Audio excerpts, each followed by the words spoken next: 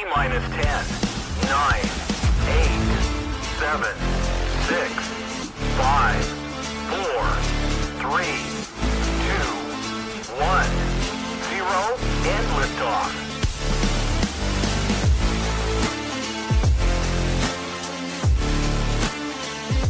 Welcome, everybody. You get the Horns Show.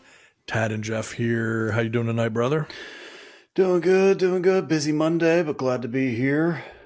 Absolutely. It was a busy Monday indeed, and busy Monday in sports, busy weekend in sports, and it's going to be a busy week in sports as well. So we got plenty to talk about and get through. So there's news breaking all over the place, both on the contract front, injury front, games getting settled, divisions starting to shake out, conferences starting to shake out in the NFL, getting a lot of things happening. Play-in tournament just wrapped in the NBA, so all kinds of stuff happening, and we're gonna touch on as much of it as we can. So let's start, if we can, here with the wide world of the NFL. And I think I have my NFL theme music here somewhere, but I cannot find it. Here we go. Okay. My gosh. A little glitch there. Almost got locked up. Definitely not getting monetized now. Yeah, that's the NFL money. That's a fine. That is a fine coming to us. So I don't know if it's just if you only play the first 1/10 of a second on repeat, though. I'm not sure. It should be passable. Yeah, that should be fine. We should just have that on a loop underneath of us for the entire episode. Just real quiet. Just nonstop for an hour. People crashing their cars because they can't take it anymore. Just make it stop. They could just turn us off, but they don't want to. No, they don't want to do that. That's not considered an option. All right, so let's talk through, man, NFL Week 14, and what a week it was. So I don't know where you want to pick up with this because we got a ton of stuff. We had a heck of a slate of games in the NFL this week.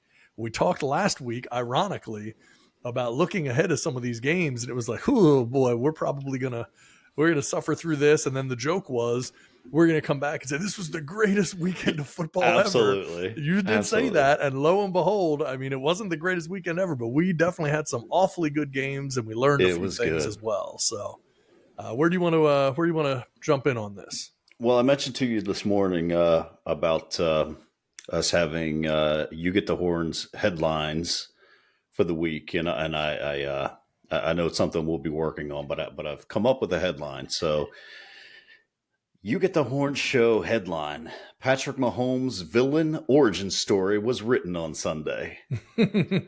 We were waiting, and fans were waiting, people were waiting to turn on the Kansas City Chiefs and Patrick Mahomes. And I don't think he could have given us a better opportunity to start turning on him and start disliking him. Upset about an offsides call that was clearly offsides. I'm not even sure what the argument is. And I've heard Robert Griffin III, and I've heard so many other people, say, oh, it's not usually called. I mean, the dude was literally like, if you thought he was like, if you didn't know any better, you might have thought he was playing defense. That's how far he was lined up. Just turned around on defense. Probably wouldn't have gotten called had he just turned around, because the ref would have just been so confused.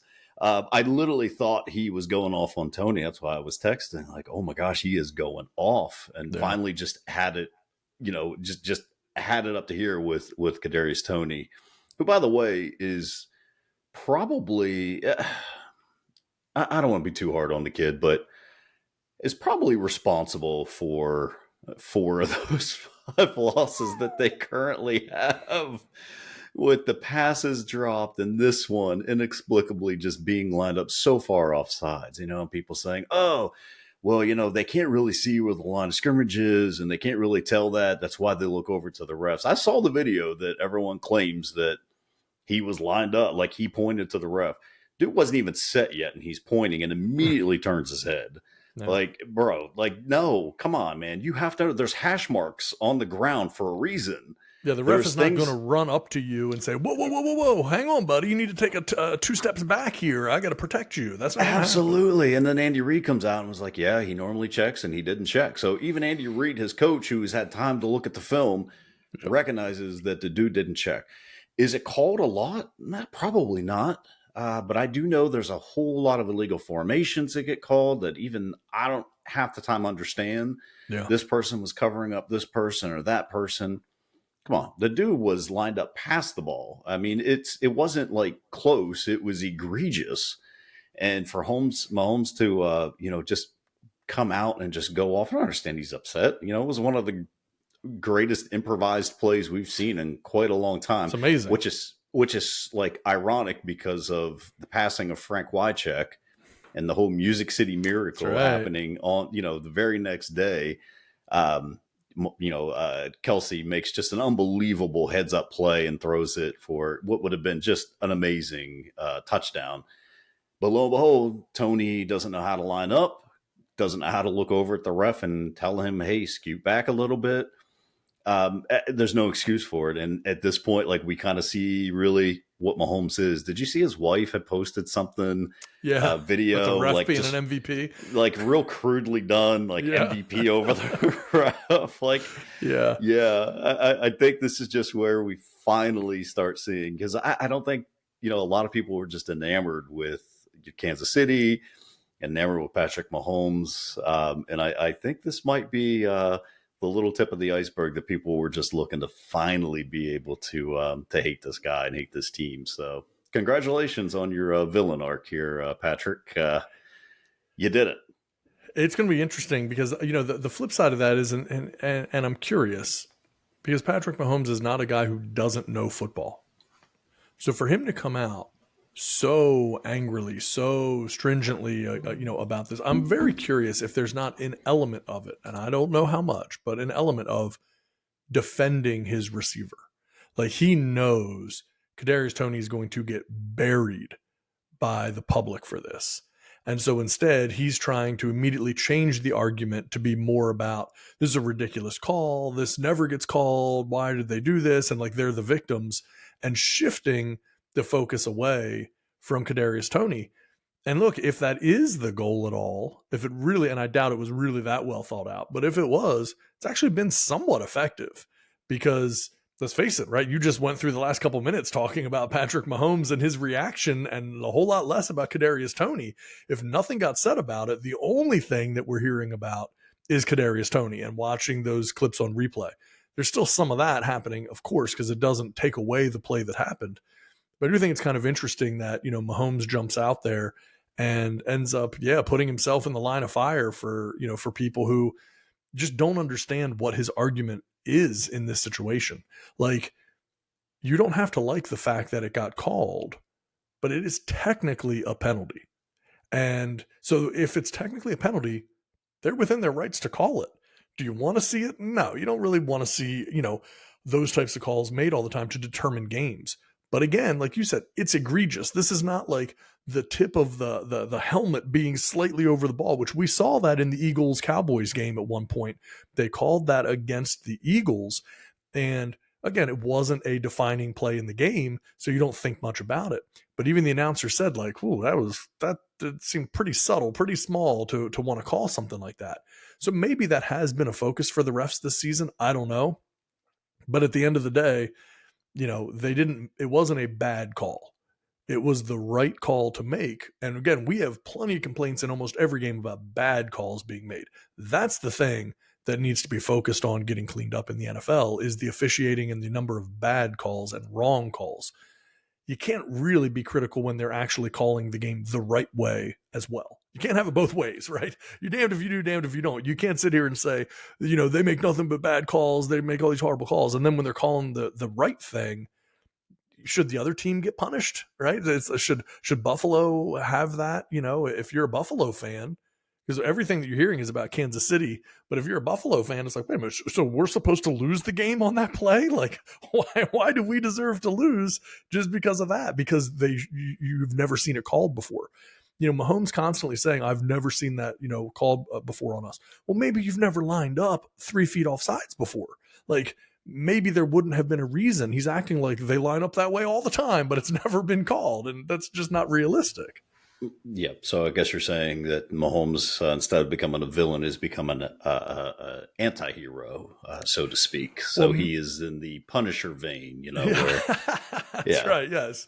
Okay. Yes. I mean, minimally, he is, if he's not intentionally, putting himself in the line of fire to protect his guys, he's definitely putting himself in the line of fire in the general public and taking some of the shine off of the good guy, all-American image that Patrick Mahomes has that everybody loves. They love watching him on the sideline with his wife and his baby and, the whole thing, and his creepy brother dancing and all those types of things.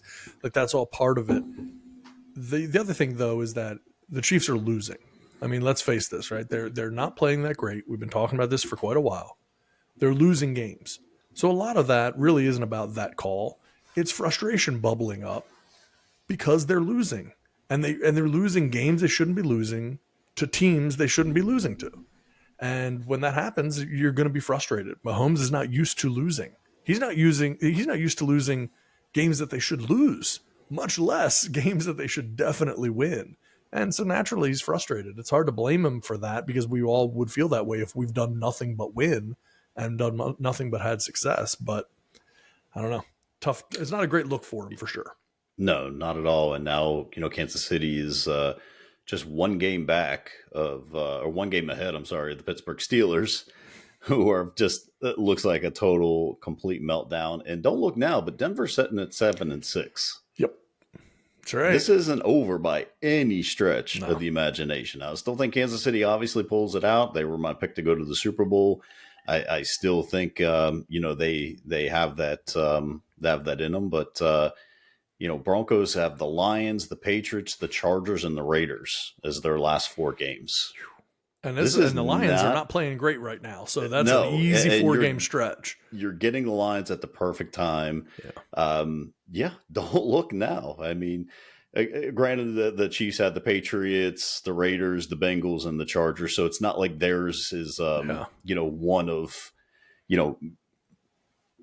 tough. It's not that tough of a schedule down the stretch. But you keep playing like you're playing, one of those teams is going to sneak up and get you. Don't get twisted. The Patriots defense is pretty darn good, and if they play anywhere near the level that they played against Pittsburgh Thursday night, they're going to be in some games. Now, they were only the second team, which is crazy. This far into the season, there's only been 2 teams right now eliminated from playoff contention, and the Patriots are one of them.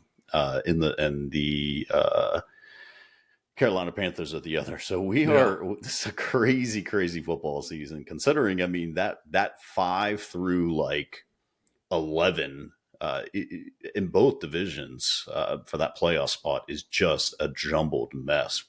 It's going to just, it's going to be one of those things, again, it's just going to come down to conference, and it's not going to be based on record. It's a lot of people are going to end up with the same record, and there's going to be some teams left out.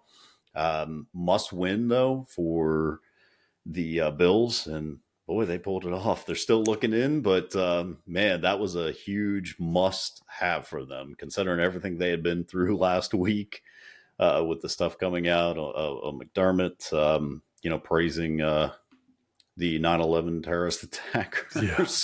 So odd from years ago, though. Which is like a thing that obviously somebody wanted to get that out and decided now was a perfect time to get that out. It's not like they just found this information out, so everybody's known it, right? So don't look now, but this is turned into quite the race, and it's nowhere near over. No, you're right, and I'll tell you, the betting odds become really interesting for people this time of year. And I found one the other day, wanted to share for folks out there that I thought could really be beneficial. So, if you started with $100 in week 5 and rolled over your winnings every week on a Josh Allen interception, you'd have $21,325. The only bet meaning just that, hey, as long as Josh Allen throws 1 interception or more in this game, I win. Since week 5, you would have won $21,325. Wow. So you're just rolling over the 150 to next week. That's and right. It now becomes growing and growing and 400 growing. and just hey, it's the best bet in sports. It's the best not bet a bad, in sports right there. Hey, not a bad thing. Remember they had that this year with Christian McCaffrey and his touchdowns. You know, That's right. 17 straight games or something ridiculous. Yeah, Josh Allen is definitely going to throw those picks. Did you hear Romo? It was the weirdest thing when he threw. It was like an incomplete pass that he threw, and Romo is like, "Yeah, this is how you win games." Like he almost takes a sack and throws the ball for an incompletion. Yeah. I'm just like, man, this dude is so weird. He's like grasping at straws these days. It seems like, to make analogies, like he's just used up all that Tony Romo magic, and now it's like we're praising incomplete passes. Just very weird. I think Romo used up the Tony Romo magic in halfway through his first year on the air. For the last several years, man, this dude has been so annoying to call games. Like, maybe I'm old school on this. I don't know. But, like, I feel like the best announcers are the ones that the game is not about them. And you feel like when it's Tony Romo, the game is about Tony Romo. It's about, is Romo going to make the right call when he predicts what they're getting ready to do? Is he going to have the funniest story that he'll have to tell you after this break? Like, all of these things, it's just like, who cares, man? Shut up. Just call the game. Do your job. Meanwhile, like, the guys who don't get talked about as much, I feel like are so much better. I'd so much rather hear Troy Aikman call a game than Tony Romo. I'd rather hear Greg Olson call a game than Tony Charles Romo. Davis. I mean, give me Ian Eagle and Charles Davis on the call. I mean, honestly. I mean, look, obviously Jim Nance is a legend for a reason, but Tony Romo, like, come on, man, it's just that not worth the money at this point. No, not at stretch. Not at all. So, that was the big one for me was that game and just the way Patrick reacted to it. So, hey, look, it's a good one. I mean, it's gonna have an impact. And my headline was going to be kind of a cross between things, and it was going to be something along the line of Shohei Ohtani cleans up and Kadarius Toney should probably clear out, because we have seen just polar opposites, and we're going to talk a little bit about the Ohtani deal in baseball and and what that looks like. And when we talk about setting the record or resetting the market, I mean, this is doing it by a massive, massive margin. So we'll talk more about the Ohtani thing, and obviously we're not going to belabor the point on Kadarius Toney, but everybody thought when Toney went to the Chiefs from the Giants that this was like they found a hidden gem that, now we're seeing what the Giants saw. Like, Toney's not the guy for whatever reason. I don't know if it can't be a physical thing, so it has to be a mental thing. He clearly has all the skills. Like, what would you want that the guy doesn't have skill-wise? Exactly. Just doesn't make the play. I mean, honestly, you could point to those 4 losses that he played a major factor into. Can't say that they would win the game, but I guarantee he did not help them, and he certainly helped them to lose the game. There was so many opportunities this guy has squandered this year, and at this point, like, do you not just set him? Like, how are you going to let him just continuously, week after week, hurt your team? Like, you have no one else you can pick up. There's no one on the street that can do it any better than he can at this point. Yeah. It doesn't make sense. So, I don't know what the future is going to be there. Obviously, he did not get back in that game against the Bills after that penalty. He was not going to get another opportunity to be out there after that penalty got called, even though they still had the ball. So I don't know what's going to happen. If they cut him, I'm sure someone will take him. But I don't know for how much money, and I just don't know who's in the need for an underperforming receiver who ends up making crucial mistakes at crucial times. That's just there's not a huge market for that. No. So Carolina Panthers, maybe. Yeah, that's right. Yeah. So anyway, so let's move on. What do we got here? I guess, if you want to just touch base, because we did have a very interesting weekend here in week 14. Anything jump out at you that was really particularly crazy? Because I do want to focus mainly on week 15 here, but any week 14 games that just like really jumped out at you? I mean, there's Okay, there's a couple. There's a couple of things, and I'm sure it's been belabored many times, and you didn't come find us so we could talk about the same thing. But kudos to Joe Flacco. Man, I've always had a soft spot in my heart for Joe Flacco, just with all of those, Steelers, Ravens, great games. You know, I thought they did him a little dirty with the Jets. Like I saw no reason why they should have let him go. Comes in and just plays two really great games with the Browns. Already has 5 touchdowns this season. Compared to Kenny Pickett, 6 touchdowns this year. So and then how about the Jets and Houston game? That was 0-0 at halftime. The over-under on that game, what I believe was 32. And they come out and the Jets come out and put 30 points up in the second half. And I don't think you could point to a better game that Zach Wilson has ever played. 301 yards, 2 touchdowns. I mean, he didn't light the world on fire, 8.4 yards, per average, but good for him, man. And this was someone that they were talking about, didn't even know if he wanted to start again. They just kept screwing him over and just, they put this guy in such a bad spot this year. And I don't care, like love him or hate him. It doesn't really, it doesn't matter to me. Right. They put him in such an awful position this year, knowing full well he wasn't going to play. You're not going to do anything. We're not really building anything around you. Everything's being built around Aaron Rodgers. And then, 2 plays into the season, he's back in there. And it's just been a roller coaster ever since. So they start Tim Boyle and then they end up cutting Tim Boyle. I mean, the Jets are a mess there, quarterback, but best game he's played. So good for him. And then how about that 3-0 game? Raiders and Vikings. Unbelievable. Oh man. Like I was hoping that thing was going to come down to 0-0 and go to halftime. I just wanted the game to end 0-0. Good for Brian Flores. Well, he really, really has turned around that Vikings defense. Yeah. Again, Steelers had an opportunity to let Tara Austin go and keep Flores. And, that's just that loyalty that we talk about that I don't get, but they keep Austin and let him go. I think some teams are going to, there's a couple, I will get your opinion on this, but there's 3 defensive coordinators. And I know this is an offensive league, but there's 3 defensive coordinators right now that I want to see what your thought is on them becoming head coaches. Brian Flores is one of them. Mm-hmm. The defensive coordinator in Dallas. Mm-hmm. Dan Quinn.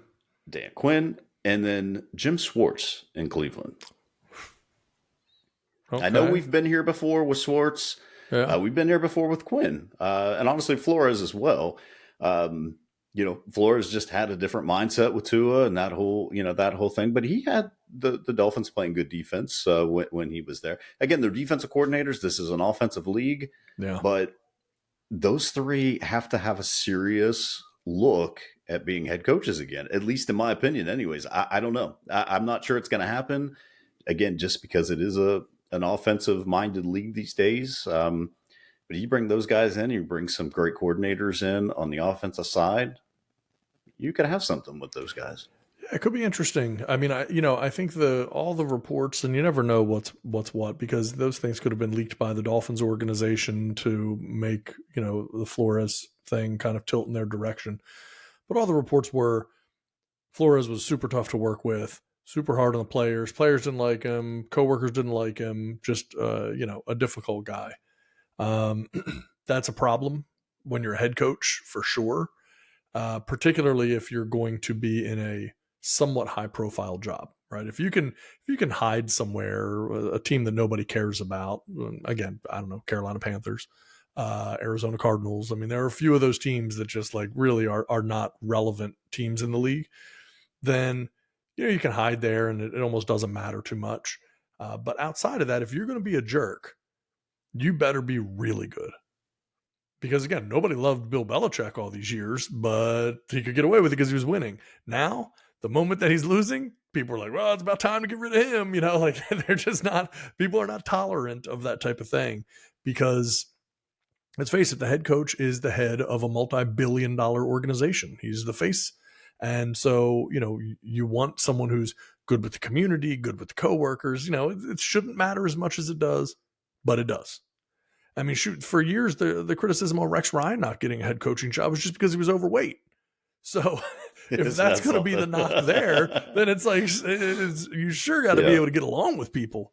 Right. So that's the issue, I think, with Flores. But I mean, if he does the job and he's able to be successful, those things get overlooked and forgotten about. The Dan Quinn is clearly going to be a head coach again. I don't think there's any doubt about that. He could have easily been a head coach this offseason, prior to, or I should say last offseason at this point. So he could have been a head coach. I think at that point, there was a lot of thought that there's a very, very good chance that Mike McCarthy was not going to work out as the Dallas coach. And Dan Quinn was kind of the coach in waiting, particularly after Kellen Moore was gone. Then it was, okay, man, this job's lining up to be mine. I don't need to jump on some horrible team and, jump on a grenade. I can just wait here and have a good situation when McCarthy's fired. Now, of course, McCarthy took over the play calling. Dallas has actually played well. Dan Quinn lost that opportunity. Every possibility, though, that he goes elsewhere. So I think he'll have another chance for sure. And I think, it's just going to be about getting the right offensive coordinator and pieces around him. And who knows? Maybe a Kellen Moore will still be available at that time. I don't think he's done anything this season to kind of burnish his reputation on becoming a head coach. So if anything, this was a step back in the Kellen Moore thing. Jim Schwartz, who the heck knows at this point? I mean, the guy's clearly shown that he can be a good defensive coordinator, has not proved to be a good head coach. Maybe somebody gives him a shot, but my guess is he feels a little bit like a retread at this point, and I'm guessing it'll probably be a little further down the list before somebody would make the move for him. Yeah, I don't disagree with any of those evaluations on them. It's just, you got them playing. You got all three of them have their defenses playing top notch, and that can't be overlooked. So, no, I'm curious to see about Mike McDonald, the Ravens defensive coordinator as well. You're talking about defensive coordinators. I mean, he's a guy that could easily be on some short lists. I'm personally and selfishly, I hope not, but right. He's a guy that's already made an impact. So we see how well it's working out. Like, save for this game against the Jets, but D'Amico has got that team playing well, and they're trending in the right direction anyway. So, it can work. It's just whether or not, teams want to look in that direction. Everyone's always looking for the hottest new offensive coordinator, and I get it. But those three, I think, I won't say a short list, but they should be on a list. They should be getting interviews anyway. So, yeah, agreed 100% there. Okay. Anything else to talk about for this past week before we move into week 15? No, I mean, good on the Bears. Nothing to really play for, so to speak. But Eberflus has them playing pretty well, for these past few weeks. And again, here we are again this season, at the end of the season, and all of a sudden now Justin Fields is playing up to Justin Fields' potential. I feel like this is just something we see every year. You do not how many articles I have read of the Steelers making a trade for Justin Fields. And honestly, right now it kind of makes a lot of sense in that division. It's all mobile quarterbacks. So, it's something that, it has to be looked at. But he's making it difficult on Chicago, whether or not they're going to, try and replace him or trade him. So it's difficult to replace him when you're winning a couple of games and blowing your draft stock there. So that's exactly tough. it. Yeah. Slide down the draft board. Now you're not going to have a very good option. Yeah. And Eberflus looks like he might be able to keep his job at this point as well. So, I just, man, you want to see this at the beginning of the year. Like you want to see just this natural, growth. Like, hey, let's not wait till week, 14 to start playing well. Yeah. Let's get into the groove right away. And I don't know if that's preparation, if that's comfortability, if that's just, injuries and whatnot. But,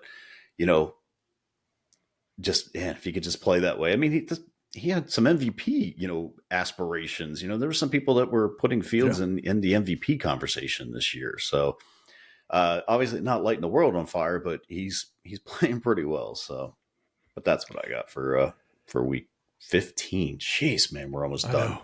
It's crazy. It's crazy. I will say this just because you didn't mention it, but what an incredible, incredible ending to that Ravens Rams game. Oh my goodness. Good for Tylan Wallace, man. Yes. Good for him. I mean, it sucks that you spent a first round draft pick on this kid, and it just doesn't seem, outside of Zay, which looks like probably Zay Flowers is the real deal. It's been one of those things that these wide receivers just don't hit for whatever reason in Baltimore, and injuries has a lot to play with it. But man, possibly got away with a legal block in the back after watching the replay a little bit. Clearly wasn't called.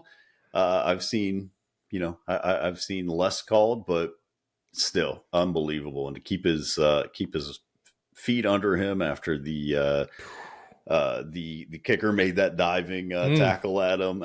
Just good for him, man. That was a good story. Shouldn't have been that close, but hey, this is the NFL. Well, and just to clarify one point, Tylan Wallace is actually a 4th round pick. Oh, okay. Yeah, so he's been a guy who they drafted in the 4th round. I'm trying to look it up. I don't know which pick it was in the 4th round, but he was a 4th round pick, and they had hopes that he'd turn into something, and he just for whatever reason couldn't break through on the receiver side. So he's been playing special teams, but then he's the backup kick returner because Devin Duvernay is out with an injury, and so then he ends up having to play. So this is a guy who just hasn't had a lot of opportunities to make real impact plays because the other receivers were ahead of him. Duvernay's ahead of him on special teams. So he's just a guy grinding away. And man, I mean, if he never makes another play the rest of the season, he probably won't need to pay for a drink in Baltimore because that was a heck of a play to close that game out. And perfect kind of trap game. And thankfully the Ravens didn't end up getting trapped. That's exactly it. I mean, and just with how everything else fell with Jacksonville losing Kansas City losing. I mean, it was just a great opportunity for them to jump in there. Now they're sitting in first place. And look, I mean, the schedule down the stretch isn't that easy, but I mean, it's doable. It's a tough end of the season for the Ravens. So it's good to pile those wins on now. And, you can maybe have one or two losses here or there and it not really affect you.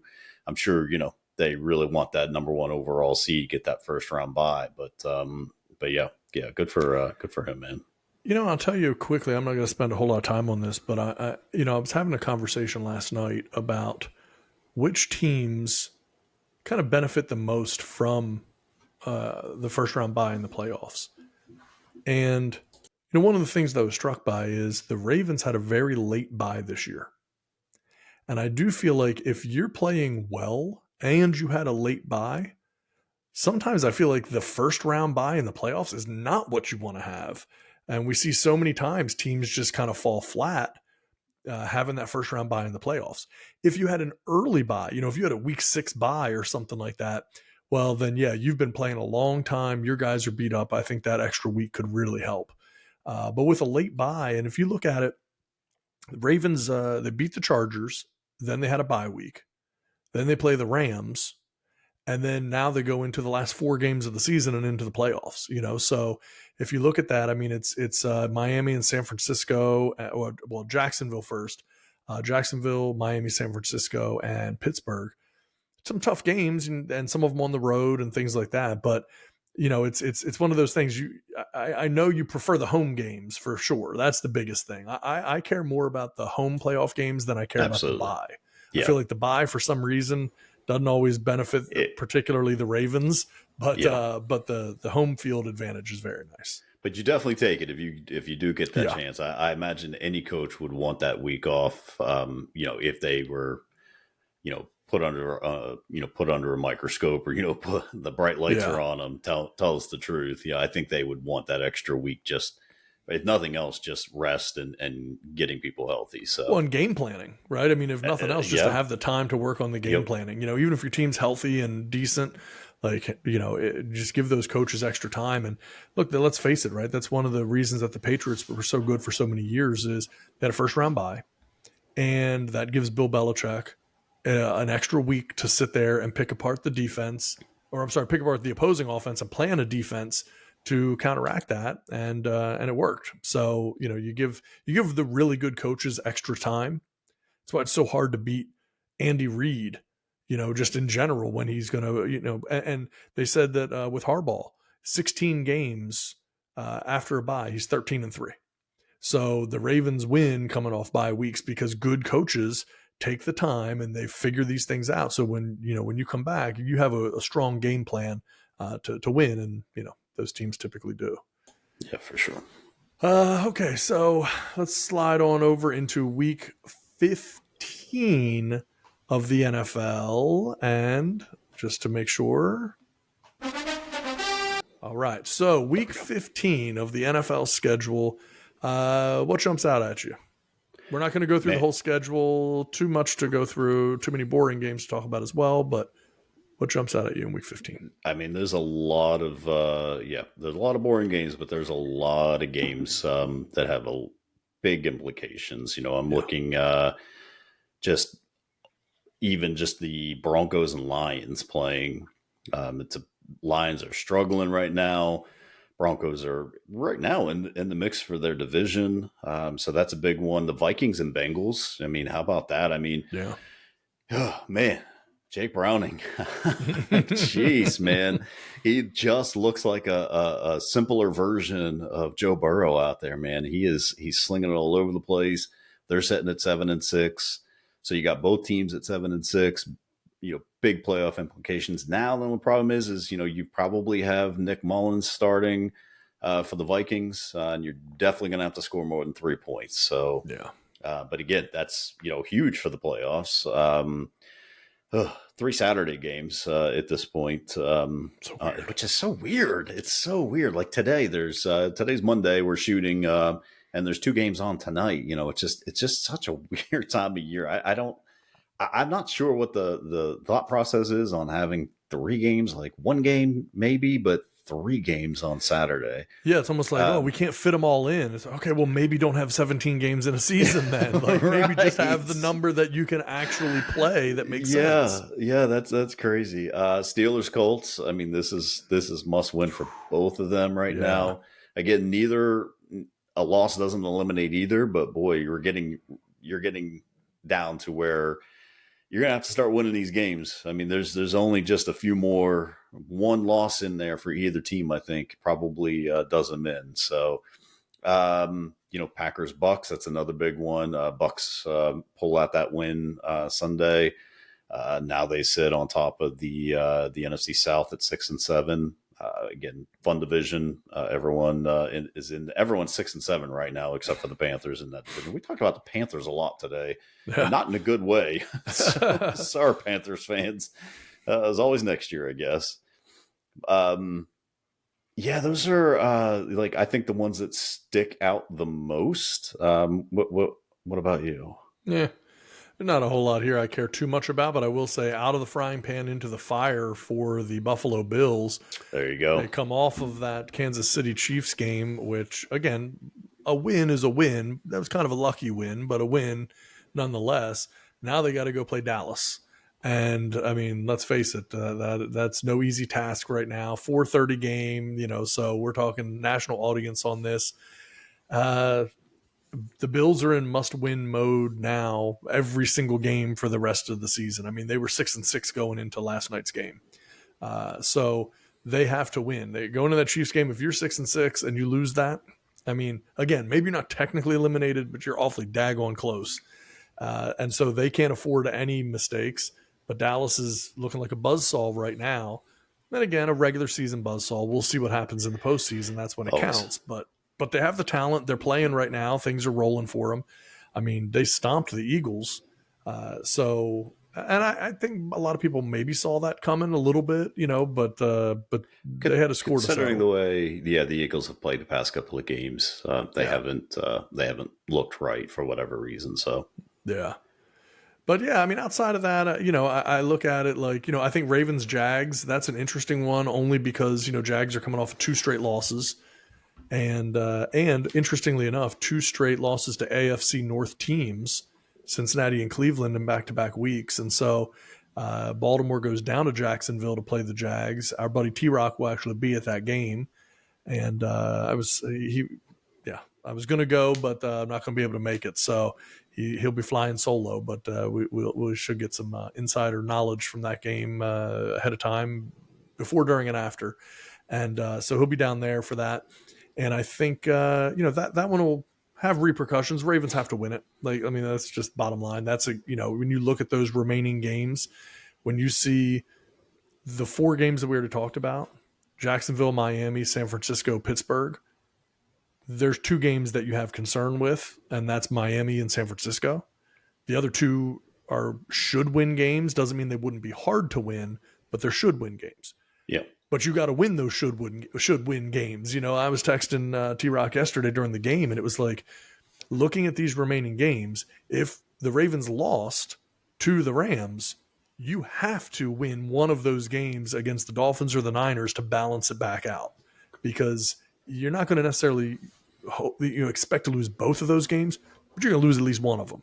yeah. So, that's just the highest likelihood. I do not anticipate the Ravens going 4-0 through this last brutal stretch of the season. You had to beat the Rams. The Jags are another game you want to see the win. Jags always play the Ravens tough, though. Always, for some reason, it is a nightmare matchup. I don't know why.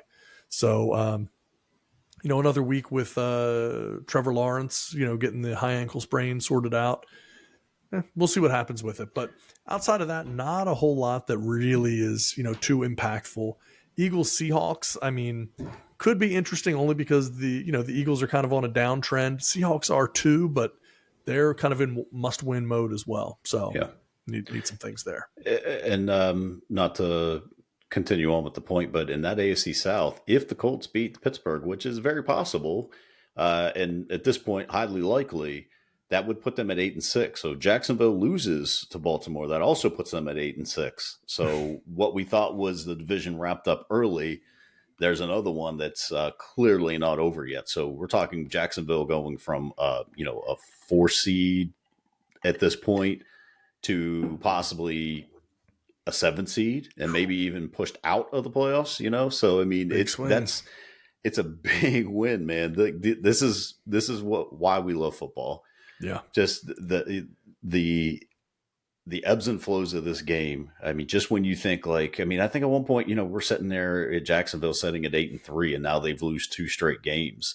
And the Colts, even without Anthony Richardson, just continue to win and put themselves right in position to take that division if Jacksonville slips up, and it's very possible they will. So, and also, you got to start looking at Coach of the Year candidates at some point, and I don't know. I mean, does Shane Steichen start to sneak into that conversation for the Colts if they manage to win the division and get into the playoffs? And this, again, without Anthony Richardson, with a backup quarterback, a journeyman Gardner Minshew, I don't know. Could be interesting. Yeah, that's definitely something that's not been.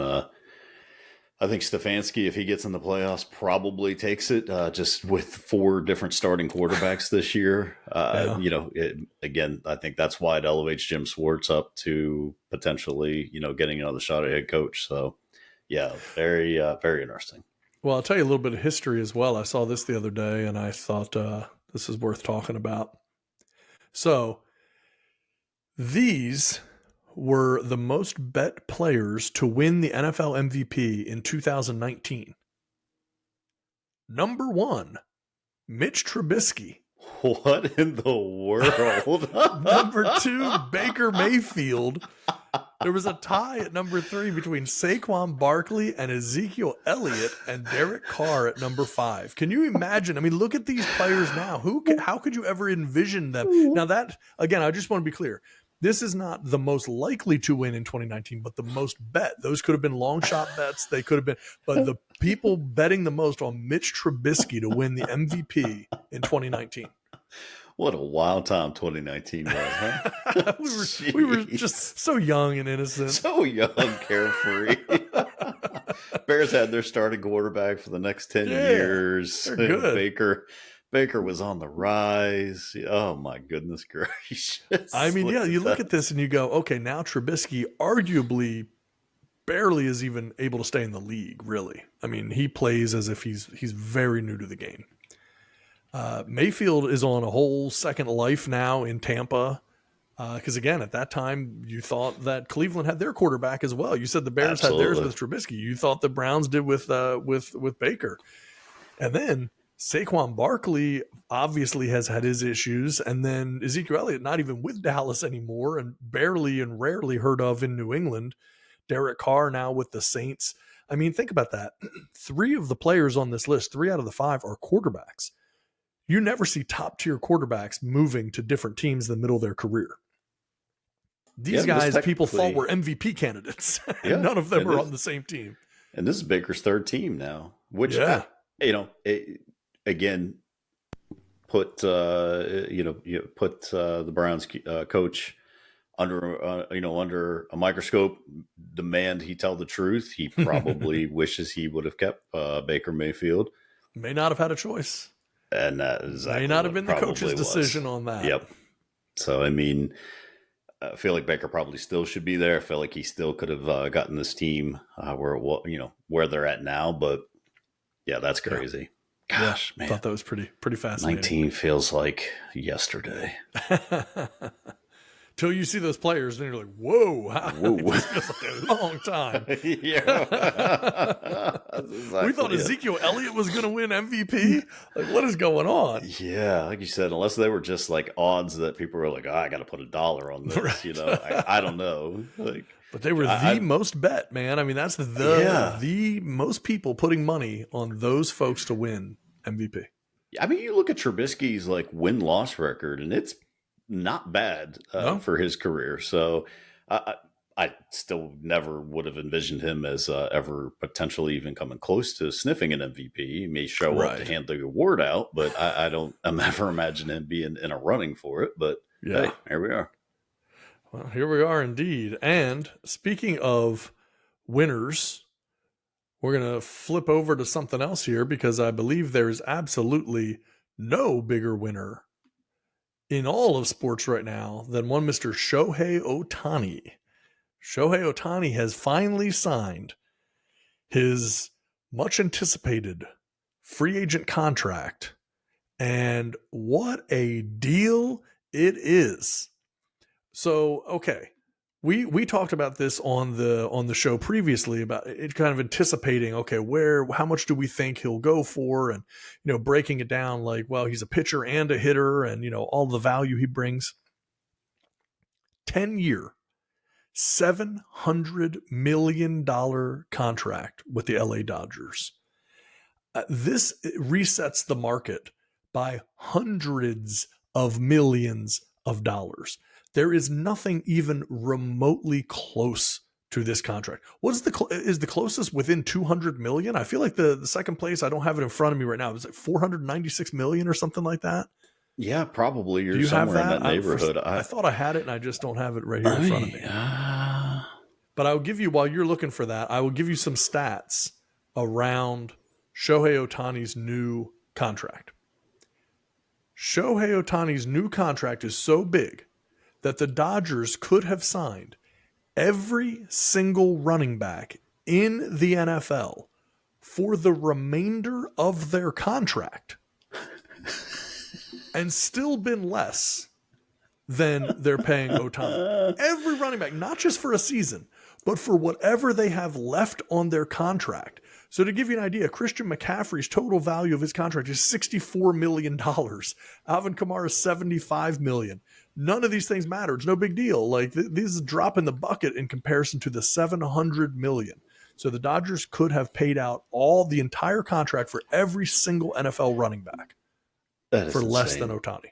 So crazy. The next closest was Aaron Judge, who signed a 9-year, $360 million deal last off season.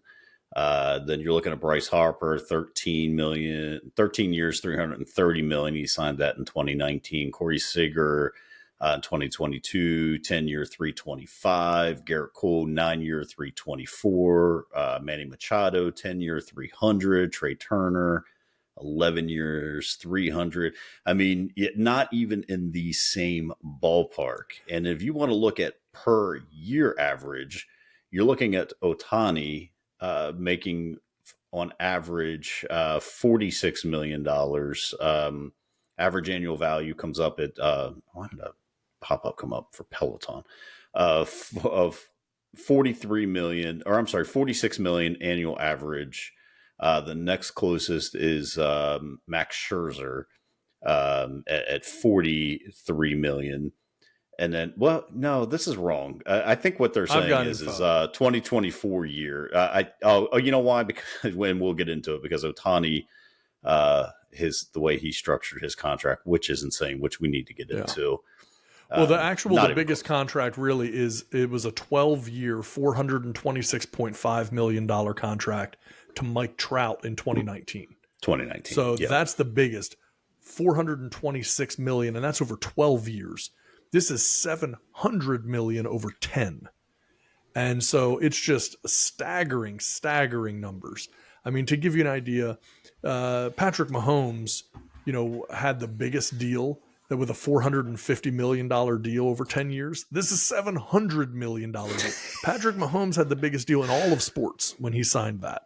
And this is crazy. It's $70 million average. The previous baseball record was $43.3 million. So here's what's crazy though. The 1 year, the single, the average annual value for Shohei Ohtani's contract, single year payment, is more than the 2023 opening day payrolls of the Baltimore Orioles and the Oakland Athletics. So literally, Ohtani's making $70 million a year. The Orioles were at $60.9 million for their opening day payroll. $9.1 million less for the whole team. Keep in mind, a playoff team, than what Ohtani is making in this year. And the Orioles weren't even the lowest. That's actually the Oakland A's at $56.9 million. So it is stunning. And I don't fully understand why it's needed, but Ohtani is also believed to make upwards of $45 million annually through endorsements. So he's making no shortage of money. There's no struggle to pay the bills in the Ohtani household. But it's crazy. And now the news has come out about the deferments. And so he is deferring the vast majority of this. And the numbers are staggering. Just like the contract itself was unprecedented, the deferrals are unprecedented. So the deferrals, what that means is, for anyone who I think everybody listening would probably know, but essentially it's saying, hey, we're going to hold off on paying you. We owe you. Don't worry. We're good for it. And we've seen this happen in the past. The Orioles did it with Chris Davis. They actually did with Albert Bell as well. Of course, Bobby Bonilla is the most famous case of this. Bobby Bonilla Day every year, where he get $3.1 million or something like that, or $1.1 million every single year, because he accepted deferred payments. So they're paying out his contract over 20 years or something. Bobby Bonilla has been retired for forever, and he's still getting $1 million a year given to him by the team on deferred payments. Ohtani is deferring the vast majority of this contract to have a competitive team. He's deferring more than 97% of his earnings, so it's a total of $680 million. It'll be paid to Ohtani between 2034 and 2043. So they're going to have basically a 9-year period of time. So they'll pay Ohtani his full amount on a 10-year deal. It just won't be until a long time from now. And the value of that money will probably be lower. And Ohtani was willing to take the bath on it. But he did get a way bigger contract to offset the inflation that would happen over that period of time. All right. So then this news actually just broke right before we came on air. And I've had some time to sit here while we were talking and while we were getting everything, show flow and going through everything. Do you think, and I don't know the answer to this, but you saw what this man was going to have to pay in taxes? He was actually Yes. going to pay more in taxes being in California than he would have actually made. So he was actually getting less in his paycheck. So more taxes were taken out than he was actually going to Yeah. receive. I don't know the answer to this, but you have to presume once he's done playing in another 10 years, he's what, 20? I don't even know how old he is right now. He's somewhere in his mid 20s. I think he was, Ohtani is yeah, he's 29 years old right now. 29. Okay. His So in 10 birthday's in years, July, so he'll be 30 in July. 30 in July. So by the time he's 40, good chance he's going to be done playing and good chance he's going to go back to Japan. Yeah. What is his tax responsibility at that point to the United States? Yeah, it's a good question because I don't know enough on how deferred payments work.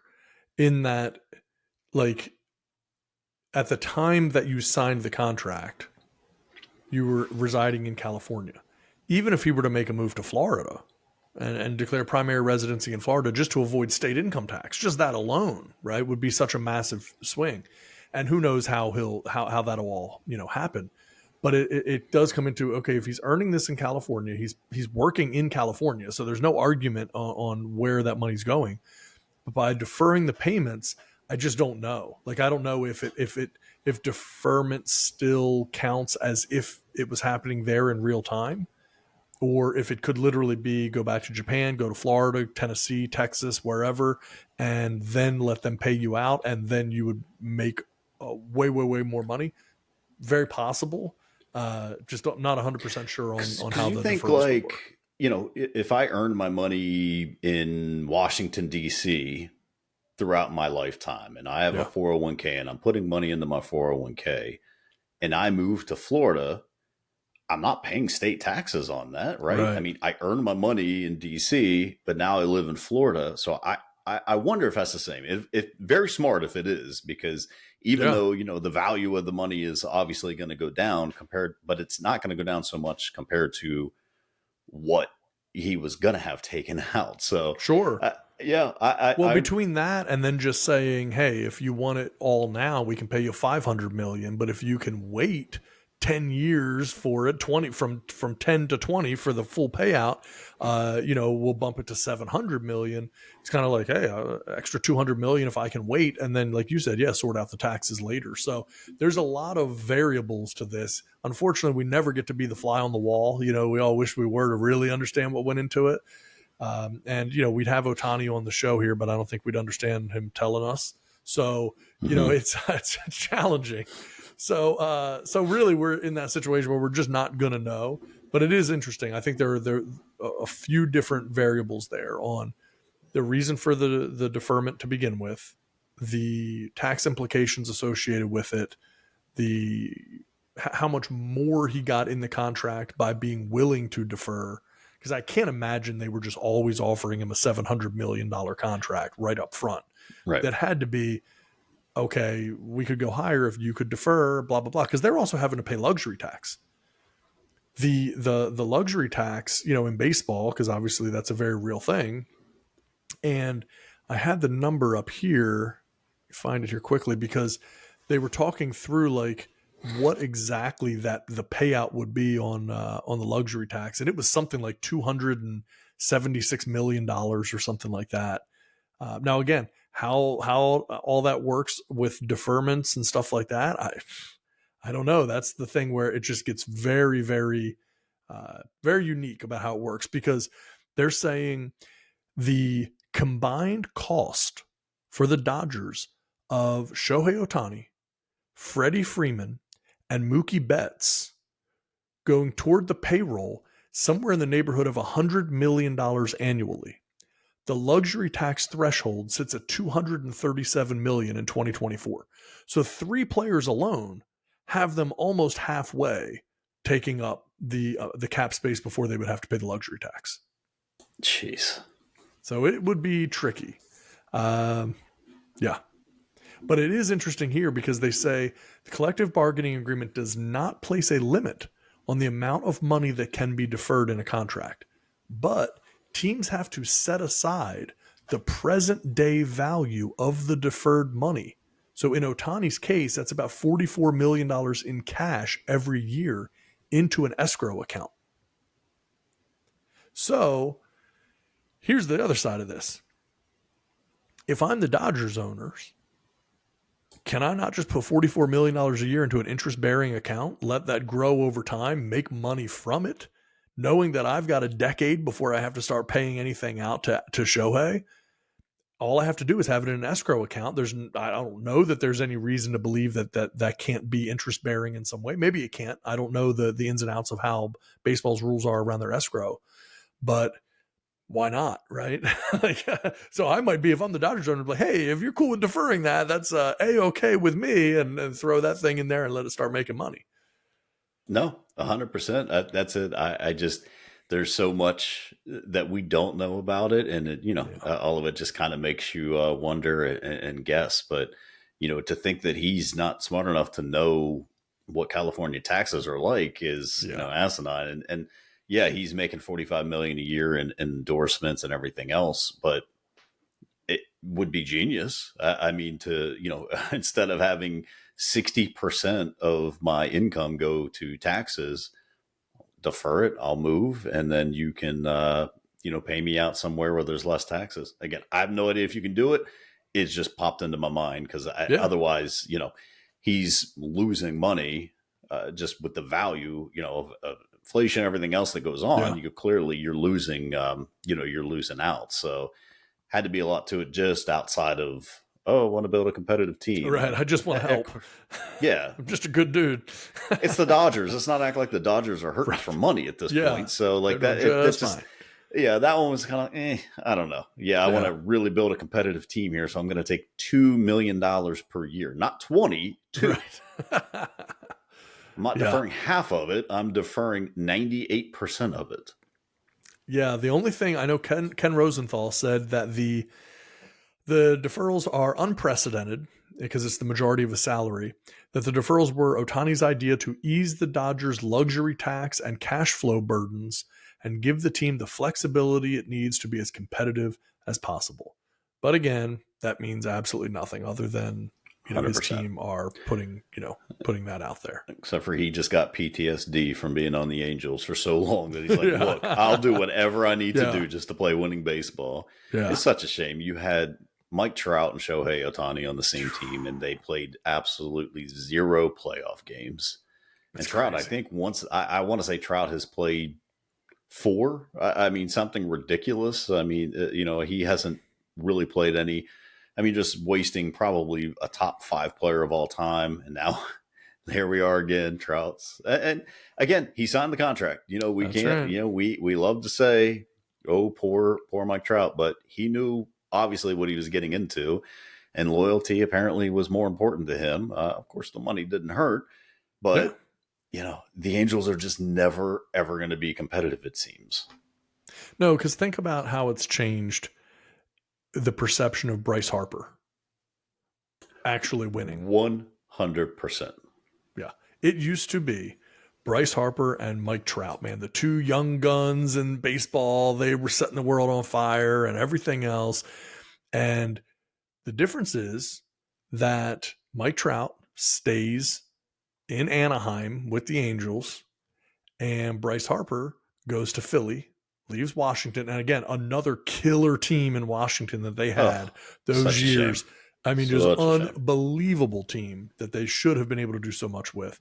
But then he goes to Philly, and he's building out a whole new thing out there and a whole new legend. And I mean, I don't know if you saw, but even on the NFL game, the Sunday Night Football between the Eagles and Dallas, they have Bryce Harper in a prepackaged thing talking about that, hey, when I was a kid, I was a Dallas Cowboys fan, blah, blah, blah. But then something happened. I moved to Philly. I became a Philly fan, blah, blah, blah. And he's just now he's all Eagles, and he's embraced by the city up there, and he's done great things for the Phillies. And now it's just like nobody's thinking about Mike Trout in the same way that they think about Bryce Harper. It's just crazy what winning does.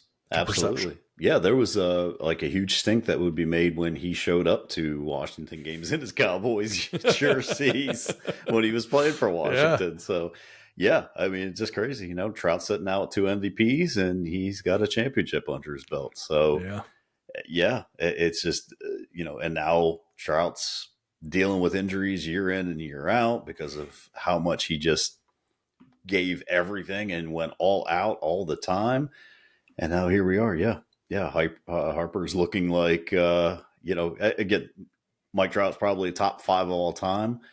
But now you've got, you got Harper, 2 MVPs and a World Series. I mean, yeah. Hard to beat that. Hard to beat that for sure. Yeah. So we got to get ready to wrap up. We're a little late on this episode. Yeah. I got a couple quick things that I thought were pretty funny, but anything you want to touch on before we start to start gliding in for a landing here? No, let's get the wheels out and let's get a smooth landing here. All right.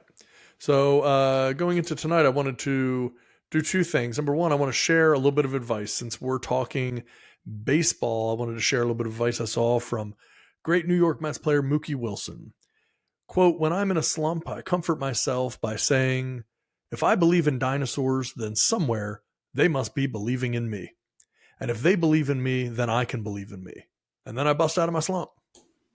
Hey, whatever works. That's all it takes. Whatever works. If I believe in dinosaurs, dinosaurs believe in me. And if they believe in me, I can believe in me too. Circle of life right there. Meanwhile, like, dinosaurs have been extinct for I don't think they're believing in him. I don't think there's like a bunch of dinosaurs that is rooting on Mookie Wilson, but Mookie. But yeah. So anyway, that was I thought a little lift your spirits a little bit there with some life advice for Mookie Wilson. And then the last thing I wanted to show you before we wrap this sucker up is going to be something totally different. Totally different. Nothing like we've talked about yet tonight. But I thought sometimes, and again, I will describe this for anyone who is listening on the podcast. Sometimes in sports, you see a play or something happen and you can't even explain it. You can't understand it. You just have to be impressed by it. And I believe that this shot in the game of snooker will do that for you. Bit aside. Boom. Now, to describe this shot, and I will replay it, but I will put it on mute this time, because the European guy calling that is very excited about it. I mean, snooker's basically just pool, but a wider table for simplicity's sake. But Sure. This is a cue ball against the bottom of the table, pinned in by an 8 ball, like no room.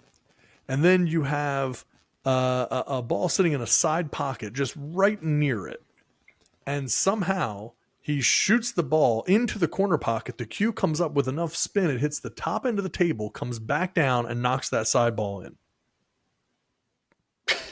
Jeez. Pretty darn good. Yeah, not bad. Yeah. I mean, I feel like you put enough bourbon in me, I could probably make that shot. I've seen you make similar shots. Seen you make some similar ones. That ball would have went right through the wall and just stuck if I was doing that. Or come back and hit me in the head and knock me out. Jeez. Yeah, I thought I saw that. I was like, wow, okay, well then, yeah. So what I hope that snooker player did was, he's down. He saw that shot. He was like, man, how in the world am I going to do this? But then he took Mookie Wilson's words to heart and said, did. Somewhere out there, if I believe in dinosaurs and they believe in me, then I can believe in me and I can make this shot. I can make the shot. Yeah. Daggone if he didn't do it. Life lessons to life words to live by. I mean, it's just, I'm going to plaster that on my wall. Next That's time right. we get back on the show, I'm going to have that already up here in this little empty spot. Stays up there, yeah. Yeah. Words from Mookie Wilson. Might have to have Mookie on the show sometime to talk us through that logic. Yeah. I'd like to hear what he has to say about it. Yeah. All right. So if that's it for you, that's it for me. And I think that's it for this week's episode. So of course, as always, want to thank everybody for checking in with us and taking the ride. We will continue to keep you entertained. Enjoy the games this week, and we'll see you next week. Thanks, everybody. Good night.